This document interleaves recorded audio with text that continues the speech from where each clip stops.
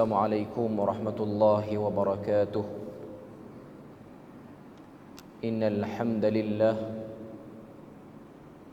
nahmaduhu wa nasta'inuhu wa nastahdihi wa nastaghfiruh wa na'udzu billahi min shururi anfusina wa min sayyiati a'malina. Man yahdihillahu fala mudilla lahu ومن يضلله فلا هادي له. أشهد أن لا إله إلا الله وحده لا شريك له وأشهد أن محمدا عبده ورسوله. يا أيها الذين آمنوا اتقوا الله وقولوا قولا سديدا يصلح لكم أعمالكم ويغفر لكم ذنوبكم ومن يطع الله ورسوله فقد فاز فوزا عظيما. الحمد لله الذي بنعمته تتم الصالحات. ربنا آتنا من لدنك رحمة وهيئ لنا من أمرنا رشدا. اللهم آت نفسي تقواها وزكيها وأنت خير من زكاها أنت وليها ومولاها. أما بعد. Alhamdulillah, syukur pada Allah Azza wa Jal kerana dengan rahmat dan juga limpah kurnia yang Allah Ta'ala berikan dapat kita bersama pada tengah hari ini dalam durus Ramadan. Dan insya-Allah kita punya perbincangan ataupun perkongsian pada tengah hari ini ialah satu perkara yang mungkin sudah maklum dalam pengetahuan kita, iaitu berkenaan dengan satu ayat daripada suratul Baqarah yang dinamakan dengan ayatul kursi. Perbincangan ni mungkin sebahagian orang rasa macam ianya benda yang sudah didengar. Tapi walau macam mana pun kita tahu ayat kursi ini mempunyai kedudukan yang besar. Ianya seperti mana yang disebut oleh Al-Imam Muslim, yang mana hadis itu diriwayatkan oleh beliau dalam kitab beliau Sahih Muslim. Hadis ketika mana Rasulullah bertanya kepada satu orang sahabatnya yang mulia, iaitu Ubay bin Ka'ab. Ubay bin Ka'ab ni kita tahu satu orang sahabat Nabi yang diberi oleh Allah Ta'ala suara yang merdu ketika mana mengalunkan bacaan Al-Quran. Dan bila mana ketiadaan Nabi di Madinah, maka dialah yang akan menjadi ganti untuk mengimamkan salat. Dan pada waktu zaman Umar Al-Khattab, Ubay bin Ka'ab ini bertugas sebagai imam kepada salat qiyam, salat tarawih, seperti mana yang kita sedang berada padanya sekarang. Satu hari Rasulullah berkata kepada Ubay bin Ka'ab, "Ya Abal Munzir," ini gelaran kepada Ubay bin Ka'ab, "Atadri ayyu ayatin min kitabillahi ma'aka a'zam?" Tahukah kamu apakah ayat di dalam Al-Quran yang menurutmu agung, besar? Qultu Allahu wa rasuluhu a'lam. Kata Ubay bin Ka'ab, Allah dan Rasul yang lebih mengetahui tentang ayat apakah itu. Qala, lalu kata Nabi, "Ya Abal Munzir," wahai Abu Munzir, "Atadri ayyu ayatin min kitabillahi ma'aka a'zam?" Tahukah kamu apa ayat yang besar dalam kitab Allah menurut pengetahuanmu? Qultu Allahu la ilaha illa huwal hayyul qayyum. Belum sempat Ubay bin Ka'ab jawab, maka Nabi pun jawab. Sebahagian riwayat sebut yang jawab itu ialah Ubay bin Ka'ab, tapi yang pastinya Nabi nak sebut tentang ayat yang agung itu ialah ayatul kursi. Kemudian Nabi pun tepuk dada Ubay bin Ka'ab, lalu Nabi kata, "Wallah la yahnikal ilmu Abal Munzir." Semoga Allah Ta'ala menjadikan ilmu itu mudah dicapai olehmu, wahai Abal Munzir. Itu hadis nak cerita tentang ayat yang agung. Sebab apa sentuh ayat kursi? Sebab hari ini kita dah masuk hari yang kedua Ramadan, maka sepaling kurang kita punya bacaan Al-Quran ialah kita dah hampir nak masuk ke juzuk yang ketiga, sepaling kurang. Sebab ayatul kursi ni dia berada pada awal juzuk yang ketiga. Akhir juzuk yang kedua cerita tentang Talut dan Jalut. Lepas pada tu masuk juzuk yang ketiga ni ialah cerita tentang ayatul kursi. Kalau kita tengok ayat kursi ialah ayat yang dituntut untuk kita membacanya kerap kali dalam seharian. Paling minimum satu orang tu dia kena baca ayat kursi sebanyak 8 kali sehari. 5 kali selepas selesai salat fardu. Berdasarkan satu hadis yang diriwayatkan oleh Sunanul Kubra dalam Mu'jamul Kabir, iaitu kelebihan orang yang membaca ayat kursi di setiap selepas selesai pada salat, tidak ada yang menghalangnya ke syurga melainkan kematian. Mana nak sebut pada kita ini ialah kedudukan yang besar. Kemudian riwayat yang mengatakan baca pada awal pagi dan juga petang, zikir pagi dan petang, dan juga sebelum tidur. Untuk bacaan sebelum tidur tu kata Nabi sallallahu alaihi wasallam, orang yang membacanya akan diberikan penjagaan pada malam itu. Kalau kita tengok ayat kursi daripada fadilat semata-mata, ianya masih lagi belum memantapkan lagi apa yang sebenarnya tersembunyi dalam ayatul kursi itu. Kalau kita hanya tengok hadis-hadis tentang kelebihan, hadis Ubay bin Ka'ab, kemudian hadis yang diriwayatkan pada Abu Umamah tentang kena baca selepas selesai salat 5 waktu, dan juga hadis-hadis tentang Nabi baca sebelum tidur apa semua, ianya sudah bagus untuk menjadikan kita ni nak buat benda tu. Tapi sekiranya kita dapat melihat pada pandangan yang lebih jelas lagi, kita akan tengok apa signifikan, apa logik dan munasabah yang kena baca sampai 8 kali sehari ni.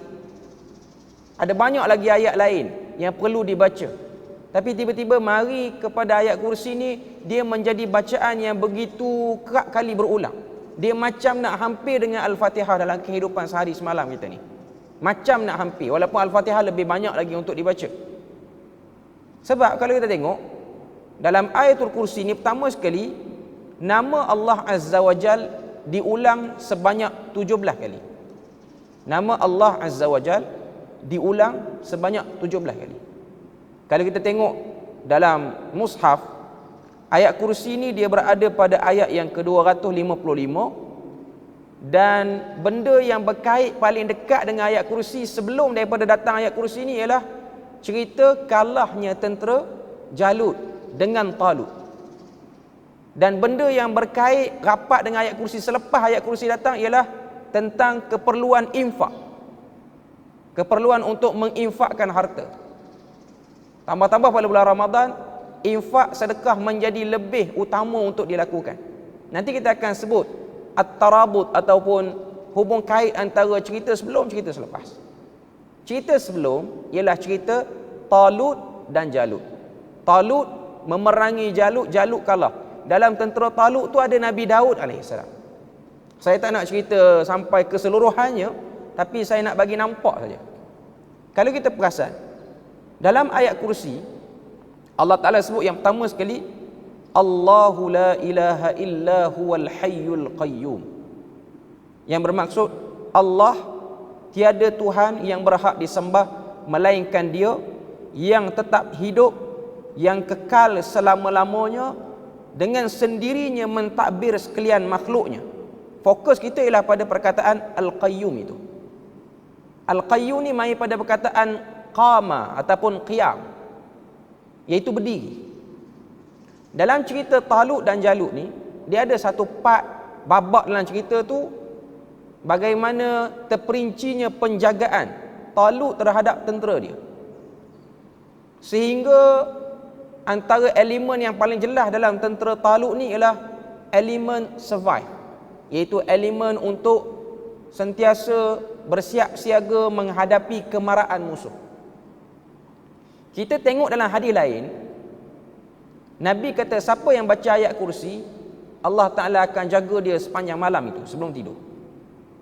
Seperti mana tentera Talut yang bersiap siaga, yang berjaga, tak tidur nyenyak dia, tak makan kenyang dia, tak minum sepuas-puasnya. Sebab ada dalam cerita Talut dan Jalut ni ada part sampai kat satu tempat tu boleh minum, tapi tak boleh minum banyak.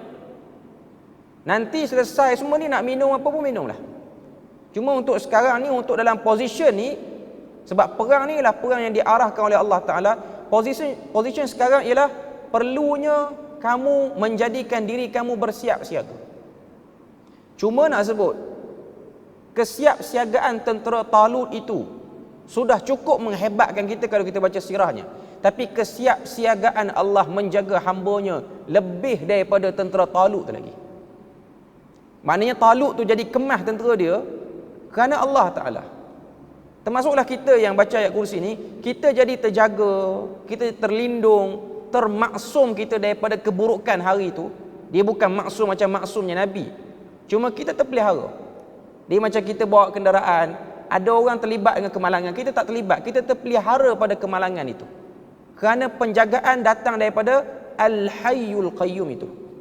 Al-Hayyul Qayyum. Jadi waktu tuan-tuan baca lepas selesai salat, awal pagi, petang, sebelum tidur, kita sedang meminta pertolongan kepada Allah Azza wa Jalla. Terutamanya pertolongan, kesiapsiagaan kita untuk berjaga-jaga di mana syaitan akan menjatuhkan kita. Itu benda yang tak dapat dinafikan. Sebab tu kalau kita tengok bulan Ramadan ialah bulan yang suffidatis syayatin, dilemahkan syaitan, tapi masih ada. Mengikut pandangan yang paling kuat oleh para ulama ialah bisikan syaitan dan syaitan masih wujud pada bulan Ramadan, tapi dia tak kuat macam bulan lain. Kekuatan syaitan pada diri satu orang tu bergantung sejauh mana dia membela syaitan sebelum pada bulan Ramadan. Sebab di antara kita ni ada hobi dia bela syaitan, dia bela. Ni macam bela kucing juga. Dia membela syaitan. Dia berkawan. Sebab tu tindak tanduk syaitan dia ikut semua. Sebab tu benda yang kalau kita tengok Allah Ta'ala jadikan syaitan ni dia tak nampak di mata kita. Kerana apa? Kerana syaitan tidak perlu untuk kita berlawan dengan dia dengan kita bekalkan senjata. Kita ada senjata sebab kita nak berlawan dengan musuh yang nampak. Tapi syaitan dia tak perlu ada benda tu. Melumpuhkan syaitan, melemahkan syaitan itu ialah dengan a'udzubillahi minasyaitanirrajim. Sebab tu kalau tuan-tuan tengok orang yang kurang ta'awuz di luar pada bulan Ramadan, maka lemah jugalah penjagaannya dalam bulan Ramadan pun. Tuan-tuan tak payah pergi jauh nak tengok contoh syaitan wujud tak wujud bulan Ramadan. Tuan-tuan buka FB, tengok orang komen mengarut. Tu syaitan tak hilang lagi dah dia. Dia tengok video pelik sikit, dia maki macam tak ada bulan Ramadan pada diri dia. Tak perlu, sekarang ni tak perlu tengok orang dah. Tengok FB dah cukup lah. Zaman dulu kena tunggu bercakap dengan dia dulu. Baru tahu dia ni cengeng semacam, baran semacam. Cakap sikit nak pukul, cakap sikit nak marah. Itu bela syaitan. Sekarang ni tengok FB dah tahu, FB jenis bela syaitan ke FB jenis tak bela syaitan. Ini antara bentuk-bentuk yang Allah Ta'ala nak sebut, kalau kamu berlindung kepadaku, kamu akan dapat kebaikan. Kemudian dalam cerita Talut dan Jalut ni, dia ada waktu part yang tegang, tentera tidak dibenarkan tidur. Tak boleh tidur. Tiba-tiba kita baca ayat kursi, dia ada la ta'khudhuhu sinatun wala naum. Allah Azza wa Jal, dia kata dirinya tidak mengantuk, usahakan tidur. La ta'khudhuhu sinah. Sinah ni maksudnya mengantuk. Wala naum, dan tak juga tidur. Bagaimana berjaga-jaganya tentera Talut. Talut ni dia mari pada perkataan, nama Talut tu mari pada perkataan tala yang bermaksud panjang ataupun tinggi. Sebab apa? Sebab dipanggil dia dengan Talut kerana dia ni satu orang yang kalau tengok sesuatu, dia tengok dengan kapasiti jauh. Dia bukan macam kita bawa kereta, pandangan kita had paling tinggi berapa? Mungkin 1 kilometer kita boleh tengok. Dia macam orang naik helikopter ataupun naik jet, dia boleh tengok jauh sampai 100 kilometer ke hadapan. Dia punya pandangan jauh dia. Dan Allah Ta'ala kata, dia tak tidur, apatah lagi dia tak mengantuk, apatah lagi dia tidur. Nak sebut pada kita bahawasanya yang menjadikan tentera Talut itu bersiap siaga, tak tidur dia, bahagian keselamatan dia lain macam, itu ialah datang daripada Allah Azza wa Jal yang tidak mengantuk, apatah lagi tidur. Sebab tu mengantuk dan tidur ni tidak ada pada Allah Azza wa Jal, dan tidak ada pada hamba Allah yang betul-betul kuat hubungannya dengan Allah Azza wa Jal. Ini benda penting. Sebab tu kata Ibn Qayyim Al-Jauziyah dan juga para ulama yang lain, antara tanda satu orang tu dia ada bakat nak masuk syurga, bila mana benda-benda kebaikan dia payah untuk tidur. Sebab tu dalam syurga, ahli syurga ni dia tak ada tidur. Ahli syurga tak ada tidur. Sebab satu benda yang merugikan, you miss the moment bila mana you tidur dalam syurga. Satu saat je terlelap dalam syurga ni, kita akan tertinggal nikmat. Jadi ahli syurga dia tak ada tidur. Tidur ni dalam kuliah ya. Sorry sebut sikit, tersebut sikit. Sebab tu dia tidur ni dia wujud dalam kelas, dalam kuliah, dalam benda-benda yang membosankan. Orang katalah bosan. Tapi kalau dia jenis ahli syurga, dia tak akan tidur. Sebab dia tahu itu ialah bab daripada kebaikan. Seperti mana kan Nabi sebut, halaqah ilmu ni ialah taman-taman syurga. Mana ada orang duduk syurga tidur? Melainkan dia tak nak syurga tu. Dia tak nak syurga tu. Inilah benda yang Allah Ta'ala nak beritahu bagaimana siap siaganya, bagaimana kemahnya keselamatan yang diberikan oleh Talut terhadap tentera dia. Allah Ta'ala itu lebih daripada itu lagi.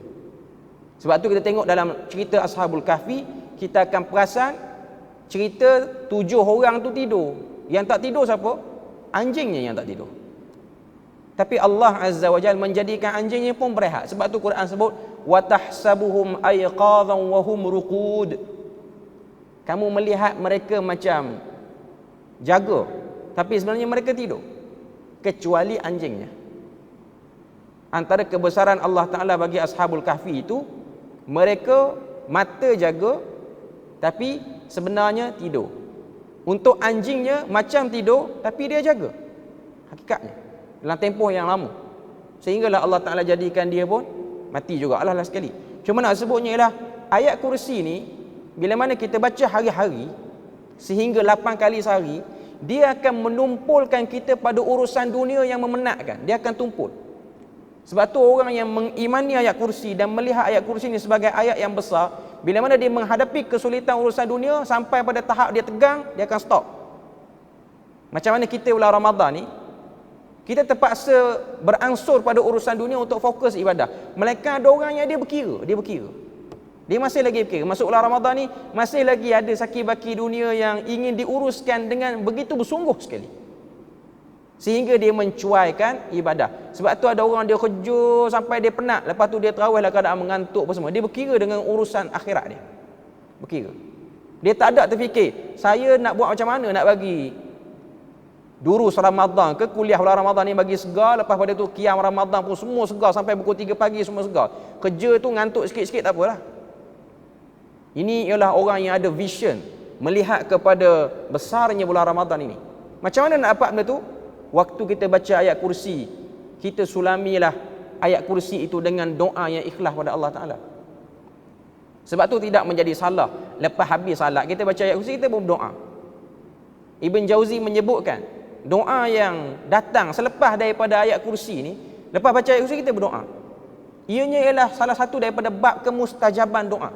Tapi dengan syarat kita memahami apa yang disebut dalam tu. Kemudian Tuhan sebut lahu ma fis samawati wa ma fil ard, baginya apa yang ada di langit dan baginya apa yang ada di bumi. Sempurna penjagaan dia. Man dzalladzi yashfa'u 'indahu illa biizni. Siapa lagi yang boleh memberi syafaat kecuali selepas izinnya? Ya'lamu ma baina aydihim wa ma khalfahum. Dialah yang maha mengetahui apa yang di hadapan kamu dan apa yang di belakang kamu. Sempurna. Sebab tu orang yang membaca ayatul kursi dengan keimanannya, dia akan melihat ayat kursi itu benar-benar memberitahu Tuhan sedang menjaga dia. Dia bukan ayat tu jaga dia. Ayat tu ialah announcement daripada Tuhan, Tuhan nak jaga kamu. Ayat tu Tuhan nak beritahu Tuhan nak jaga kamu. Sebab tu kalau kita baca dalam potongan ayat tu, ya'lamu ma baina aydihim, Tuhan mengetahui apa yang berada dekat dengan kamu dan apa yang berada selepas daripada kamu, yang sebelum dan selepas. Ini menunjukkan sempurnanya penjagaan Allah Azza wa Jalla. Betapa sempurnanya penjagaan Allah Azza wa Jalla sehingga kita dilupakan daripada banyak benda bila mana kita dah selesai pada fasa tu. Contoh, kita duduk dalam alam rahim dulu. Dalam rahim ibu kita ni, kita duduk dalam alam rahim ibu kita. Kita keluar, kita tak ingat. Tuhan jadikan kita tak ingat. Sebab apa? Sebab ianya sudah sempurna. Kalau alam rahim tak sempurna, tuan-tuan tak akan keluar jadi orang sehingga besar dan menua sampai sekarang. Sebab tu kita tak akan tengok, tak ada satu manusia pun bila mana dia dah umur 30, 40, tiba-tiba dia teringat, saya dulu alam rahim tak puas hati betul lah, air tak cukup, lampu pun tak ada, saya nak buat pengaduan lah dekat Tuhan ni apalah rahim punya gelap. Tak ada, dia tak ingat dah benda tu. Dia lupakan urusan-urusan tu sebab ia cukup sempurna. Sebab tu ada satu video, ni video lawak lah, satu video daripada Yaman ni. Ada seorang pemuda, dia punya wawancara ni, TV ni, tanya dia, dalam hidup kamu fasa mana yang paling seronok? Lelaki tu dengan pakaian Yaman dia apa semua ni, dia kata yang paling seronok ialah duduk dalam perut mak. Bil tak ada, makan cukup, semua tidur senang, keluar masalah tu. Itu nak sebutnya betapa sempurnanya penjagaan Allah Azza wa Jalla. Walaupun tempatnya sempit, Allah Ta'ala boleh menjadikan benda tu lebih baik sekiranya kita melihat ianya sebagai bahagian daripada kerja Tuhan. Kemudian Tuhan sebut, lepas pada cerita ayat kursi ni, dia datang ayat infak. Sebab tu kalau kita baca surah Baqarah ni, kita akan jumpa ayat lepas pada tu ialah ayat yang ke-261, cerita tentang infak. Infak nak kait. Tadi saya kait cerita sebelum dengan ayat kursi. Ni nak kait cerita selepas dengan ayat kursi. Tuhan sebut dalam ayat 261, "Matsalul ladzina yunfiquna amwalahum fi sabilillah." Perumpamaan orang yang infak harta pada jalan Allah seperti benih yang ditanam, keluar padanya 7 tangkai, setiap tangkai itu keluar padanya 100 biji. Dia tak cerita biji apa, padi ke, beras ke, gandum ke, tak cerita. Yang Tuhan cerita ialah biji. Kalau kita cuba nak tengok undur sikit dalam cerita Talut dan Jalut ni, bila mana Talut ni dia ikhlas, dia berperang kerana Allah Azza wa Jalla, Allah Ta'ala hadirkan dalam tentera dia Nabi Daud. Dia macam kita, tuan-tuan, kita infak RM1, RM2, RM10, kecil je amount dia. Tapi Tuhan kata amount yang kecil itu aku yang akan kembang biakkan dia. Sebab tu jangan kita memandang remeh. Sebab zaman kita ni orang akan buat majlis, orang yang jenis bagi duit banyak ya. Kalau majlis apa-apa ataupun derma apa-apa, yang boleh bagi 10,000 lah kata, 15,000 kata, saya ada majlis meraikan. Yang bagi RM1, RM2 ni orang tak raikan. Tapi jangan risau, Allah meraikan anda. Yang rai ni mengampu je sebab nak tunggu lagi 10,000 akan datang. Allah meraikan anda. Allah meraikan anda dengan Allah Ta'ala kata yang kamu bagi tu RM1, RM2, amount yang kecil itu, ia seperti mana kita tanam apa-apa pokok dekat rumah kita, akhirnya Tuhan yang kembang biakkan. Kita tak ambil urusan dah. Lepas pada kita timbuskan dengan tanah tu, apa jadi dekat pokok tu, sehingga Allah Ta'ala menumbuhkan, keluar padanya buah-buahan, keluar padanya segala apa yang kita nak daripada pokok tu, semua kita dapat. Nak sebut pada kita bahawasanya dalam ayat kursi Tuhan sebut tentang wala yuhituna bi syai'in min ilmihi illa bima syaa. Maksud dia ialah sedang mereka tidak mengetahui sesuatu pun daripada kandungan ilmu Allah melainkan apa yang dia kehendaki. Wasi'a kursiyuhus samawati wal ard. Luaslah kursi Allah Azza wa Jalla. Kursi itu maksudnya ialah singgah sana Tuhan, tempat Tuhan mengurus takbir kerajaan dia sebagai bentuk kesempurnaan kerajaan dia. Wala yauduhu hifdhuhuma, dan tidak penat letihlah Tuhan menjaga kedua-duanya sekali. Tuan-tuan, kalau kita nak tengok pada diri kita macam mana Tuhan jaga kita ni, tuan-tuan tengok kerdipan mata. Tuan-tuan dah berapa kali mengerdipkan mata dalam kuliah kita ni? Bilang ke tak bilang? Tak bilang. Kita tak bilang pun. Entah berapa kali dah saya terkedip mata, tahu-tahu tidur je, ataupun tahu-tahu bangun je. Betapa seronoknya mendapat penjagaan Tuhan. Kenapa Tuhan jadikan ada kerdipan mata? Sebab ada waktu mata kita ni dia tak boleh adapt dengan debu-debu yang ada, dia akan jadi auto wash mata kita. Yang ni Tuhan jaga. Kita tak jaga, tuan-tuan. Walaupun kita rasa macam saya jaga tubuh saya, sebenarnya anda tak jaga pun. Tuhan juga yang jaga. Kita cuma rasa macam kita jaga kalau kita beli produk kecantikan je. Kita makan ubat tu, sebenarnya kita tak jaga secara keseluruhan. Dalilnya kita tak tahu pun berapa bilangan bulu-bulu yang tumbuh di muka kita, tak tahu. Tuan-tuan tahu misal tuan-tuan berapa? Bulu berapa, janggut berapa, tahu? Kira hari-hari, belek hari-hari. Kalau belek yang tu tak pergi sembahyang subuh kita, kerana duk habis masa duk belek yang tu, sebab nak cek mana satu uban separuh, mana satu hitam separuh. Tapi Tuhan yang jaga. Tuhan yang menjadikan benda tu siap. Dia tumbuh panjang ni. Lepas tu dia akan memendek pada waktu seperti ini. Inilah kesempurnaan kerajaan Allah Azza wa Jalla. Kemudian yang last sekali ayat kursi, wa huwal aliyyul azim. Dialah yang maha tinggi dan dialah yang maha besar. Sebab itulah meninggikan Tuhan termasuk daripada benda yang utama. Cara nak tinggikan Tuhan apa dia? Tinggikan syiarnya. Nampak kan kita ni orang yang tinggikan syiar Tuhan. Kita salat fardu berjemaah di masjid. Itu syiar. Puasa bulan Ramadan, itu syiar dia. Kita buat semua benda yang berkaitan dengan syiar Allah. Tanda kita orang yang bersedia untuk membalas budi Tuhan. Hakikatnya kita tak mampu nak balas budi Tuhan.